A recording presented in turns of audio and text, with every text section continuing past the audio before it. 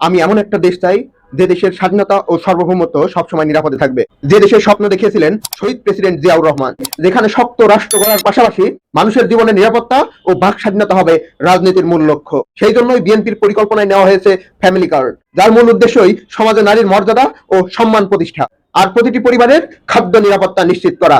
আমরা এমন দেশ চাই যেখানে কৃষক অবহেলিত নয়, বরং রাষ্ট্রের অগ্রাধিকার। সেই জন্যই বিএনপি পরিকল্পনা এনেছে কৃষক কার্ড। এই কৃষক কার্ডের মাধ্যমেই প্রান্তিক কৃষক পাবে খুবই কম মূল্যে বীজ, সার এবং কীটনাশক। শুধু নামমাত্র সার্ভিস চার্জে মিলবে কৃষি ঋণ। আমরা এমন দেশ চাই যেখানে স্বাস্থ্য হবে অধিকার, শিক্ষা হবে ভবিষ্যৎ নির্মাণের হাতিয়ার, আর কর্মসংস্থান হবে তরুণদের আত্মমর্যাদার ভিত্তি। আমরা এমন দেশ চাই যেখানে ক্রীড়া অঙ্গন পাবে আন্তর্জাতিক পরিচয়, আর একইভাবে প্রবাসীরা পাবে রাষ্ট্রীয় মর্যাদা। এই যেখানে ইমাম, মুয়াজ্জিন, খতিব এবং সব ধর্মের উপাসনা প্রধান পাবে সম্মান ও স্বীকৃতি। যে দেশ হবে দুর্নীতিমুক্ত ও আত্মমর্যাদাশীল। এইরকম দেশই তো ছিল জিয়াউর রহমানের স্বপ্ন, আর সেই স্বপ্নকে আগামীর বাস্তবতায় রূপ দিতে প্রস্তুত জনাব তারেক রহমান।